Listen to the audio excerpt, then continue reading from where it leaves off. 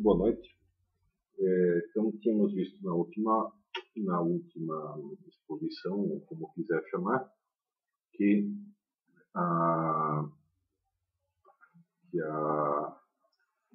Igreja apresenta o conteúdo da revelação, o conteúdo da fé, através de três meios principais: a Sagrada Escritura, né, a tradição e o magistério.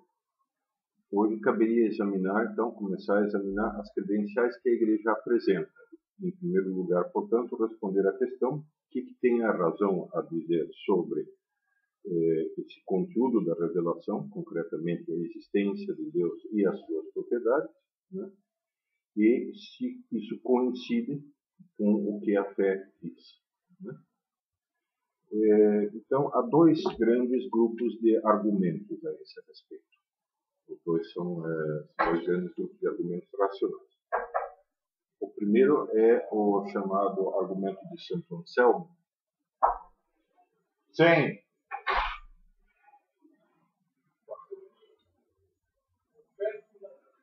Não. O primeiro argumento de Santo Anselmo que afirma o seguinte: em resumo, é assim, né? Pense-se na coisa maior que é possível pensar, né? Em algo que tenha todas as perfeições do que a gente conhece a partir da realidade. Todas as coisas que na realidade são mais ou menos perfeitas admitem uma gradação de perfeição. Então, pense-se naquilo que tem a maior perfeição possível, né? Isso é imaginável, pensável, né? Ter o resumo de tudo o que é bom nesse mundo.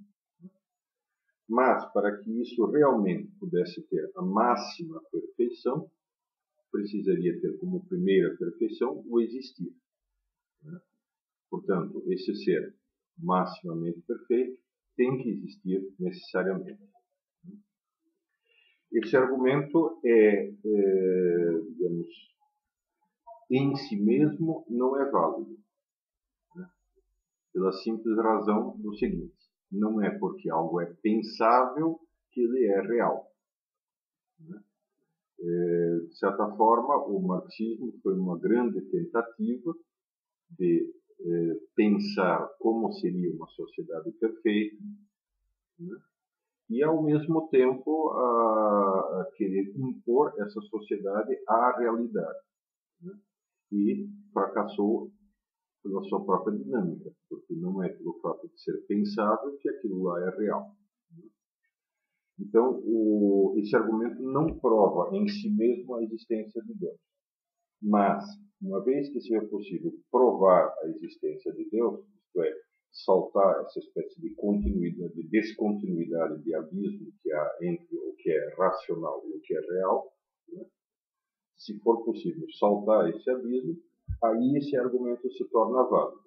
Portanto, ele vale como definição do ser necessário, compreensão do ser divino, caso Deus exista.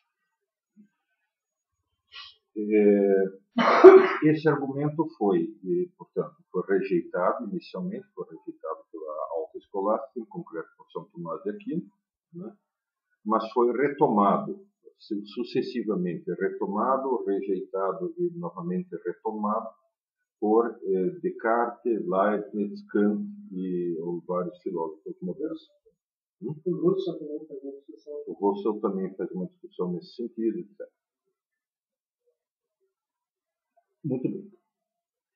Agora, dada essa distinção entre o racional e o real, né, nós precisamos de uma outra via para saber se Deus existe ou não, né?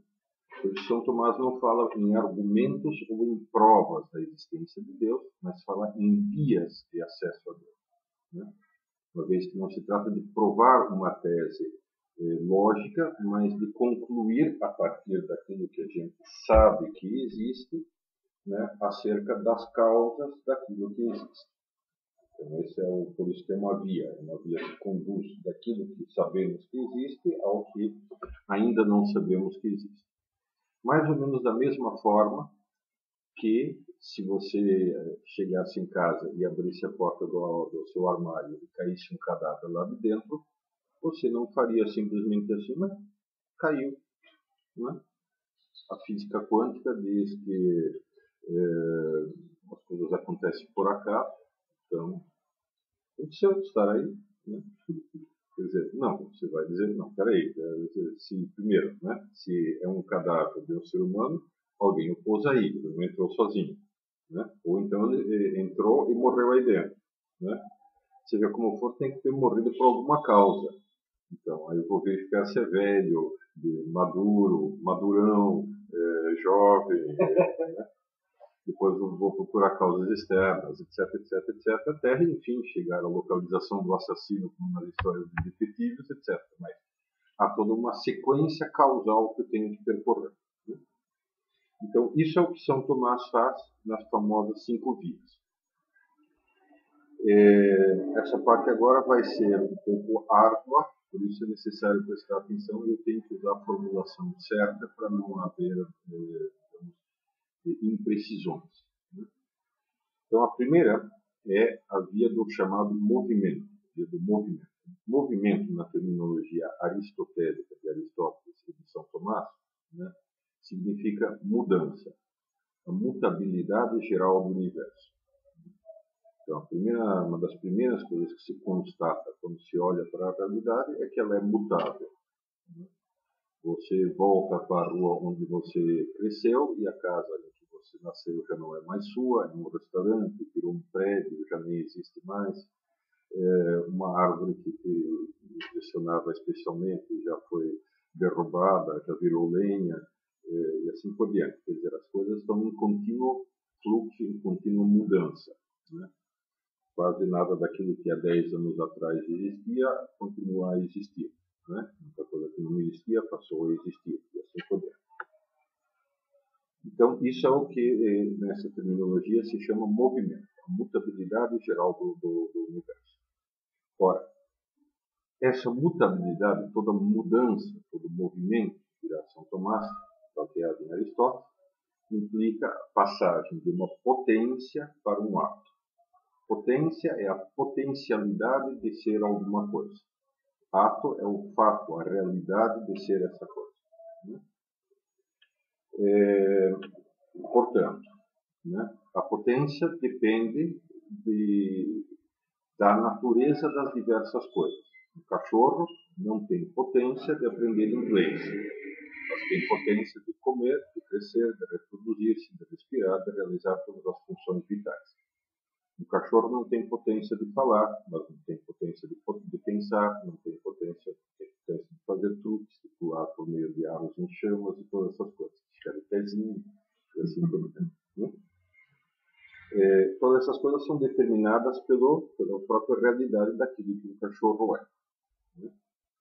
Agora, o que o conduz de uma coisa a outra, de um estado ao outro?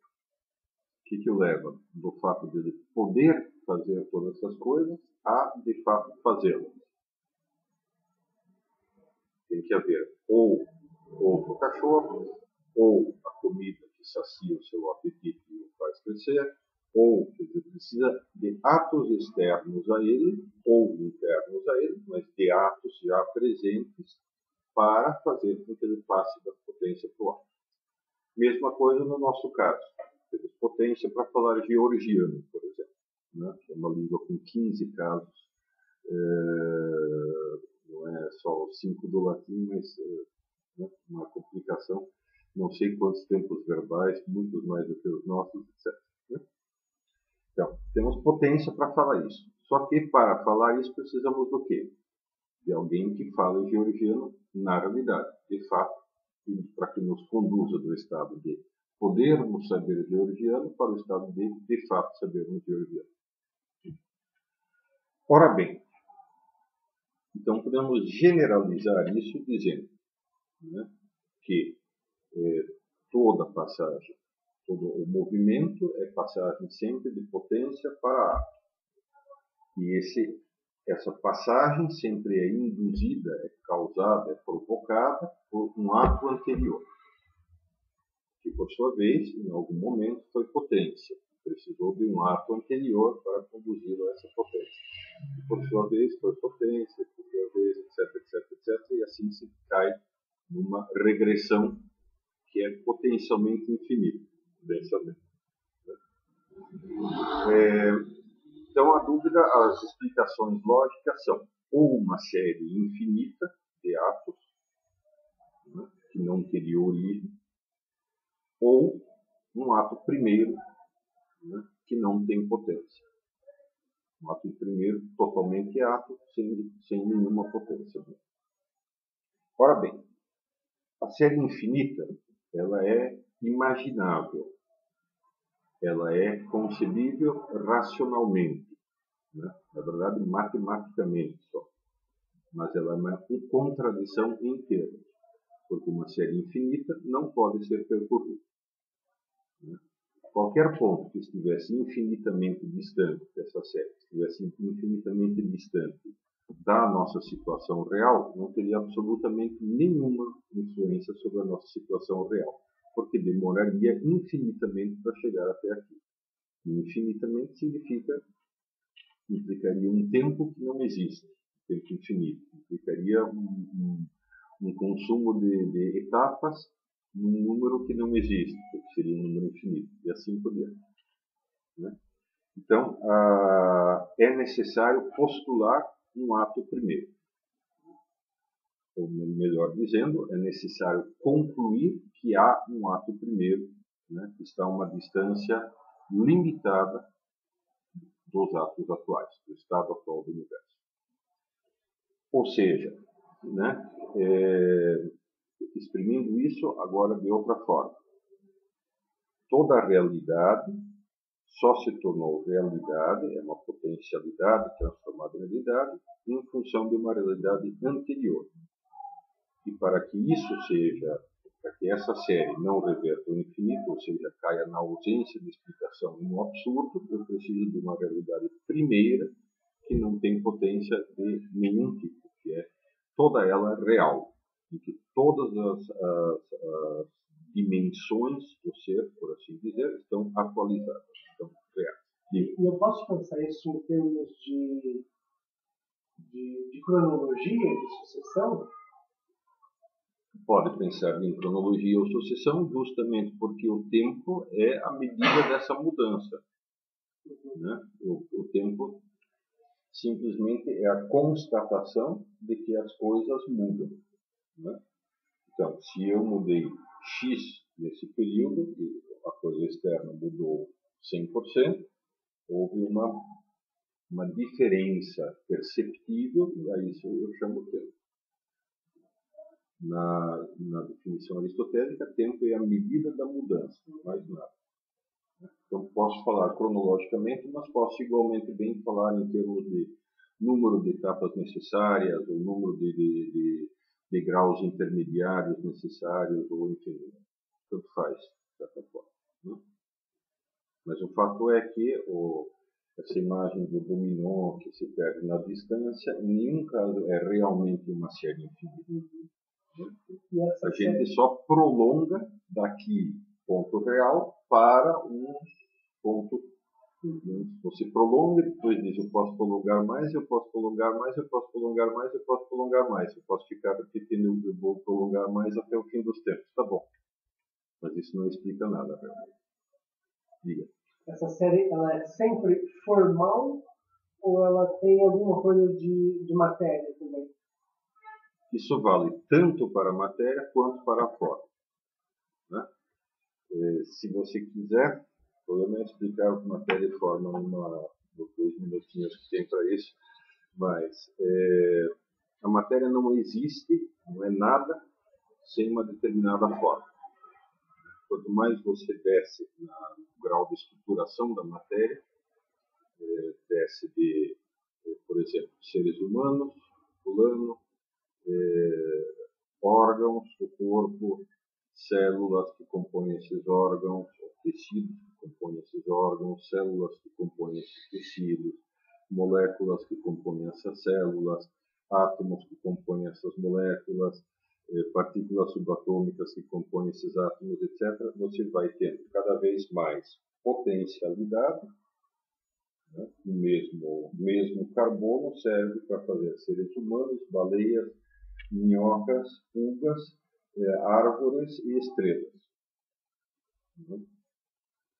Então, quanto mais baixo você está, menos a coisa é, maior é o leque dela, maior o leque de potencialidade dela. Acontece que você não tem um ponto em que você diga, não, agora acabamos e achamos a partícula básica. Né? Então, essa série, depois de alguns graus, praticamente chega numa potencialidade total, que é pura potência, e, portanto, não é nada. O que é que tira a matéria dessa pura potencialidade, desse estado de não ser nada? Né? Tira a forma, isto é, o fato de ser um quark, um nêutron, um elétron, um fóton, não sei o quê, mas enfim, algo que já lhe dá consistência. Né? As formas, por sua vez, são a parte real transmitida por um ser ao outro, né? Os pais para os filhos, a transmissão da forma humana. Então, a forma é aquilo que é recebido na matéria. Estritamente, essa série se refere à série formal, mas junto com a forma vai também explicar a matéria, porque a matéria sem forma não existe. Resolveu assim? Sim, e aí a variabilidade de formas que determinaria o movimento até chegar no ato puro, que é uma forma pura. Que é forma pura total. Todas fazem, não é forma justamente por ser ato puro, ele não tem limites. A forma é uma ordenação lógica. Né? Isto é uma forma. Isto é uma forma porque a água que está dentro disso não é forma, não é isto. Né? O ar que está em volta não é isto. Né? Então, isso aqui tem uma estrutura lógica que faz com que isso seja um copo. Ora, o fato disto ser um copo implica que isto não é um abajur, uma mesa, uma ideia, um nariz, uma célula ou qualquer outra coisa. Então, no ato puro, você não tem isso. Quer dizer, não é uma determinada estruturação lógica. Tem uma especificidade que a matéria determina. Ele é a totalidade da forma racional, se quiser. Né? Então, ele não é isto ou aquilo, especificamente. Ele é o todo. Correto? Muito bom. Então, primeira coisa, então, São Tomás termina essa primeira via dizendo, né, que a este ato puro, né, é o que chamamos Deus. Tá? A segunda via semelhante a essa é a via da causalidade. É um pouquinho mais na via do movimento, a atenção está voltada não para o fato de uma coisa causar a outra, mas o fato de que uma potência não pode chegar a ser algo real sem uma realidade prévia. Né? Causação mais ou menos direta. Isso vale tanto para as mudanças que ocorrem em outro ser, quanto para a existência total desse ser. No caso da causação, o olhar é um pouco mais radical. Quer dizer, a causação diz respeito à origem daquela coisa, não apenas mudanças naquela coisa. Tudo bem? Origem daquela coisa, então, implica o seguinte. Toda coisa, tudo que existe tem uma causa. E isso é tão profundo que simplesmente não conseguimos pensar o universo sem causa. No princípio da causalidade está apoiada toda a ciência humana e toda a capacidade humana de raciocinar. Sem esse princípio, nós recairíamos num universo arbitrário em que bananeiras dariam cachorrinhos, quando desse na telha delas. Outro dia elas dariam banana, outro dia maçãs e outro dia patos. E outro dia abajures. Né? O Luiz Fernando Veríssimo tem uma crônica muito divertida chamada Confuso. e que mostra claramente o que seria um universo não causal. Então diz, o consumidor acordou confuso. Do seu lado, a sua mulher zumia como um barbeador. Aí ele vai para ele acha muito estranho, levanta, vai para o chuveiro, abre o chuveiro, e do chuveiro sai uma voz. Alô, alô! Né? Aí fica assustado e tal, né? Sai e vai para a cozinha e chega bem a tempo de evitar que o fogão pule em cima da empregada. E assim por diante, né? Tudo vai acontecendo caoticamente até que ele pega toda a família, entram no carro, ele gira a chave e cai um Boeing em cima da casa. Isso é um universo não causal. É um universo em que não é possível estabelecer leis, em que não é possível estabelecer regras, não tem horário em que o sol se levanta, não tem horário em que o sol se deita. Tudo é absolutamente caótico. Então, um universo causal. Num universo causal, tudo que existe tem uma causa. Né? Ora, essa causa, por sua vez, tem uma causa. Por sua vez tem uma causa, e por sua vez tem uma causa, e por sua vez tem uma causa, e novamente caímos no problema clássico de que ou existe uma causa primeira que não foi causada em nenhum momento, nem temporal, nem metafísico, né? Uma causa que é e ponto, ou caímos numa série que não tem explicação e que não é possível percorrer. Uma série que é um absurdo, uma contradição em si mesmo. E isso é intrínseco às próprias coisas, né? Porque um pouco a filosofia moderna vai transportar essa ideia de causalidade para a cabeça humana, né? Sim, com Kant, em tese, seríamos nós que aplicaríamos a causalidade à realidade, né? Mas isso não explica o seguinte, tá bom, né? Então, por que as pontes que eu construo e que tenho que construir fora de mim aguentam o peso previsto por mim? Quer dizer, como é possível que eu atue de forma eficaz sobre a realidade se eu não conheço essa realidade? Aí a solução mais coerente é a de Hegel. Não, isso aqui tudo não existe. Na verdade, tudo é um produto da minha mente. Né?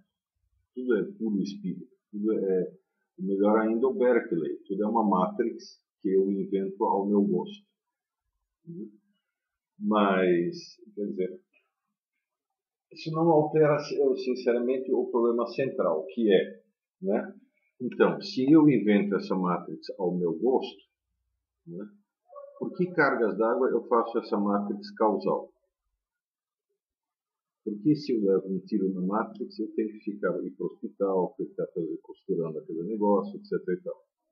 Porque eu não simplesmente me imagino curado, já que sou eu que estou criando isso. Né? Já Aristóteles respondia a isso dizendo o seguinte: se o mundo é um produto da sua imaginação, da sua cabeça, né? Então por que você não fica simplesmente deitado embaixo da árvore esperando que a comida caia na sua boca? Se você fizer isso, vai morrer de fome. Então, nesse sentido, a única prova prática da realidade do real, vamos dizer assim, se você não a respeitar, você vai se quebrar contra ela. O Nietzsche dá uma resposta de que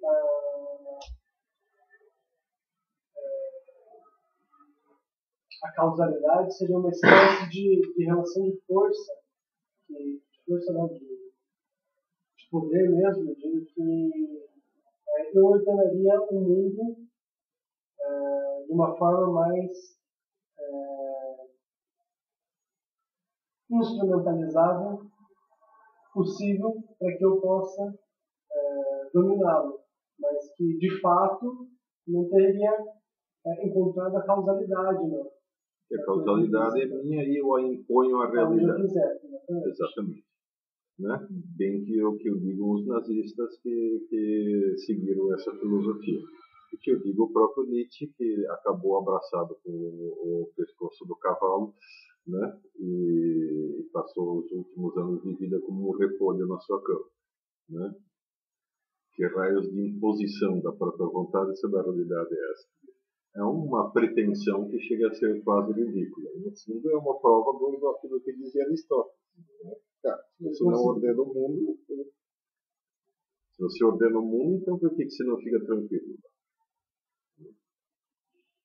Então, isso na verdade não é tanto um problema intelectual quanto um problema moral. A mania que o ser humano moderno tem de controlar tudo é um problema de orgulho. Um problema de eu estou no centro da unidade e ela tem que me obedecer. E como ela manifestamente não resiste a obedecer, né, então eu digo, vou mais longe. Digo, não, você é um produto meu e tem que ser como eu quero que você seja. Mas não vai alterar nada na realidade, isto é, ela vai continuar a se resistir obstinadamente à sua vontade e à sua racionalidade. Ela vai continuar se impondo por si mesma. Muito bem. Então, segunda via, causa incausada. Isso responde à pergunta da clássica criança de 5 anos, que nesse sentido é mais sensata do que Kant, Nietzsche, Hegel somados, né? Que diz, mas pai, se Deus fez todas as coisas, quem fez Deus? Né? A resposta é, ninguém. Né? É que o que isso implica é uma inversão. Deus é, o mundo é só parcialmente. Por isso que ele é causal. Deus é total, pré-causal, né? Que confere com o conceito anterior de ato. Né? Muito bom. E o tempo está correndo atrás de nós. Então, vamos ter que fazer em duas essa aqui. Né?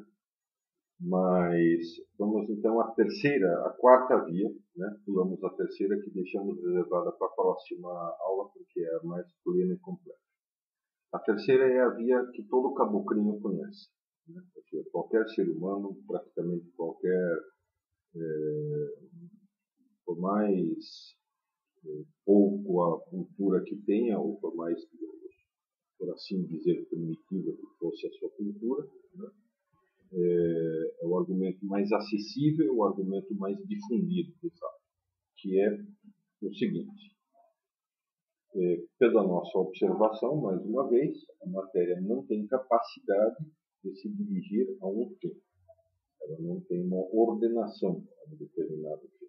A matéria, o fato de ser potência e não ser, ela não é capaz de fazer nada por si mesma. Ora bem, acontece que na natureza a gente observa centenas, milhares, bilhões, trilhões de processos que sempre seguem uma determinada sequência, uma determinada ordenação. Então, o exemplo que São Tomás usa é a flecha que se dirige para o alvo.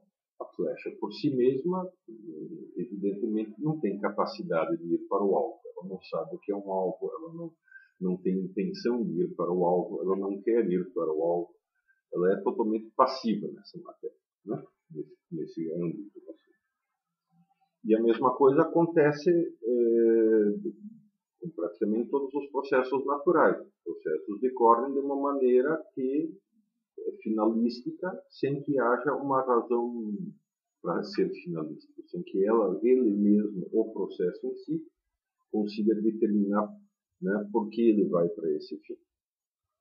Portanto, né, de São Tomás, se vemos uma flecha voando e ela vai a um determinado alvo que nós temos que pressupor uma inteligência ordenadora que dirija o rumo dessa flecha para o alvo.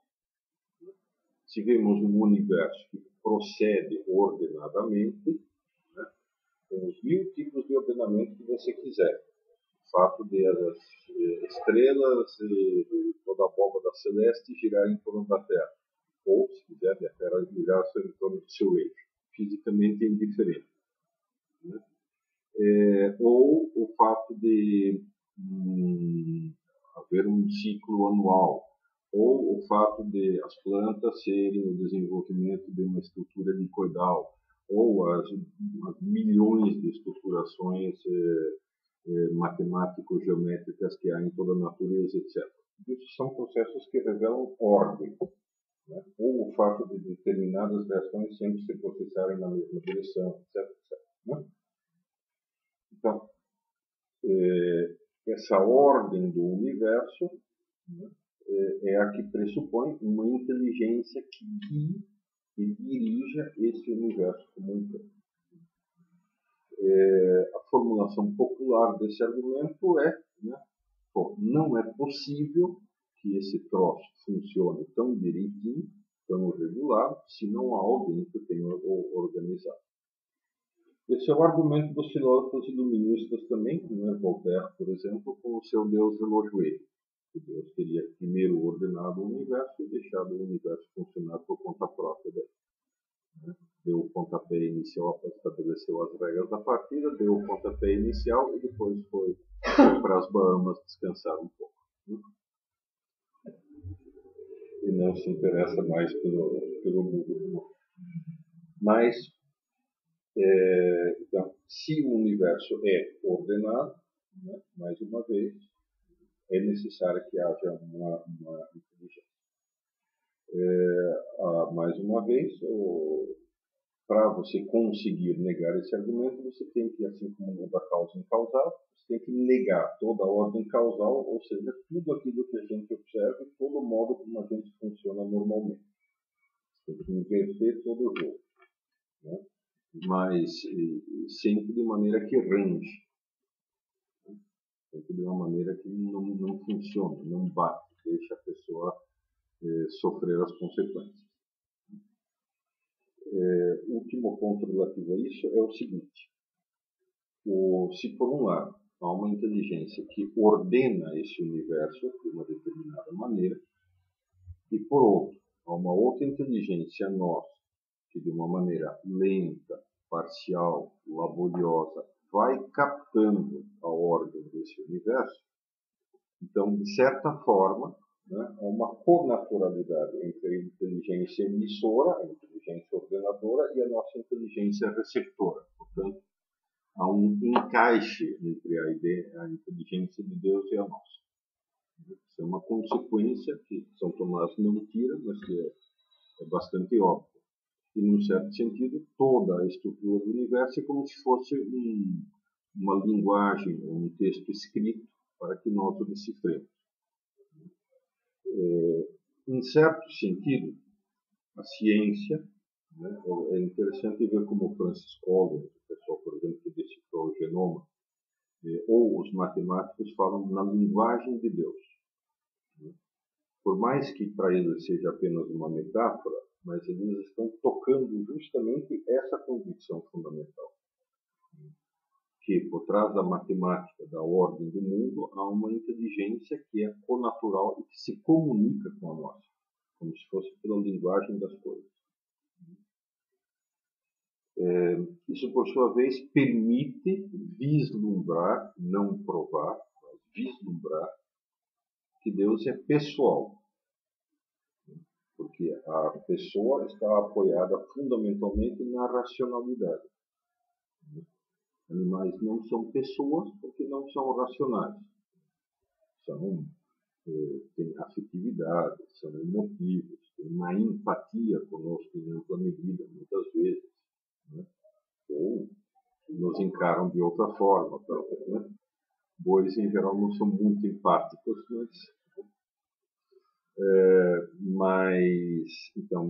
mas não são pessoas no sentido de que não podemos sentar com eles, botar o braço em torno, né, do cachorro lá, em torno do ombro do cachorro, e contar a nossa desventura, os nossos problemas, os nossos gritos, as nossas dúvidas, esperando encontrar compreensão, esperando que ele nos dê um conselho adequado, esperando que ele nos ajude de alguma forma, etc. Né? Não há comunicação, infelizmente. Então, nesse sentido, sim, Deus é esse connatural a nós. É alguém com quem, apesar de ele ser totalmente diferente de nós, mas sim, alguém que nos compreende e com quem é possível conversar. Mas isso é um vislumbre que nasce desse argumento, mais do que propriamente uma prova ou algo real sobre a natureza de Deus. Muito bom. Faltam duas vias, então. Uma é a do ser necessário e uma é a chamada da via das perfeições, que essa a gente então vê na próxima sessão. Muito obrigado por enquanto e boas noites.